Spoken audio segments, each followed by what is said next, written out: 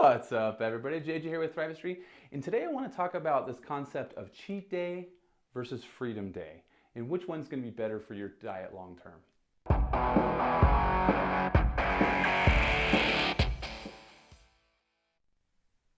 So let's talk about cheat days a little bit.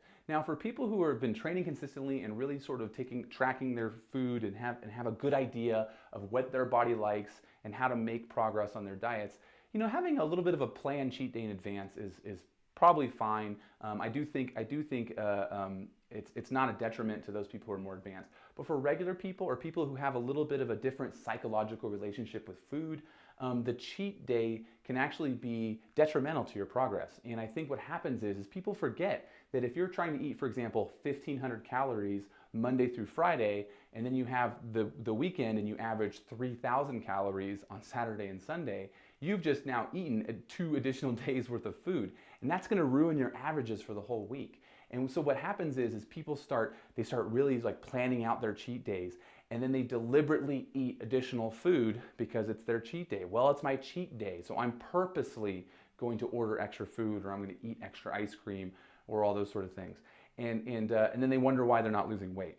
And so the concept I want to put forward here is instead of thinking it as a cheat day, we try to keep our diets. We're making an effort on our nutrition throughout the week so that we can have more freedom when the opportunities come up.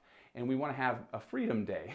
So, if we know we're going to be traveling, for example, or we're on vacation, or we know we're going to a party or some event where, the food options aren't necessarily going to be what we would normally eat if we were trying to eat healthy. Then if we tighten up our diet during the week, now we have a little bit more freedom to indulge and eat something that we may not normally eat. So it's not wearing down our willpower, so we're having to be strict and be the weirdo at the party, and you're not having any sort of bad foods at all. You can indulge a little bit. But instead of thinking of it as a cheat, like, oh, I'm gonna cheat, and once you've cheated, you might as well just go for it. Think of it more like, I just want to have a little bit more flexibility, a little bit more slack in my diet so I can enjoy myself, and it's not going to ruin my progress over time. Now, the other thing is what you can do too, if you know you're going to plan it, if you're having a freedom day coming up, you can plan for that. So, a day or two before, you might try to cut your total calories down a little bit, maybe cut your carbs a little bit if that's what's working for you, so that for example, maybe on Thursday and Friday you dial it back a little bit, and then on Saturday you can have a little bit more flexibility and have a little more freedom to eat, what you want. Now, the benefit of this too is while you're in this environment on your freedom day, you may not eat as much because you're not trying to make it a cheat day.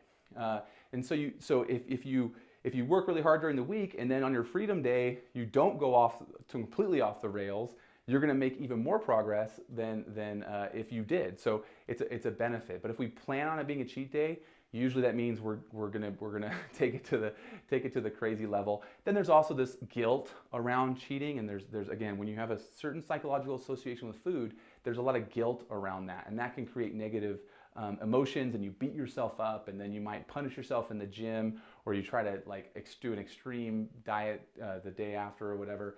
And those are all bad things that we don't want to do. And so, but the damage control is we can try to eat extra healthy a day or two before. The morning of, try to eat extra healthy. Maybe the next day or the next couple days, again, try to tighten it up again, so that if we were graphing the food, it would be low.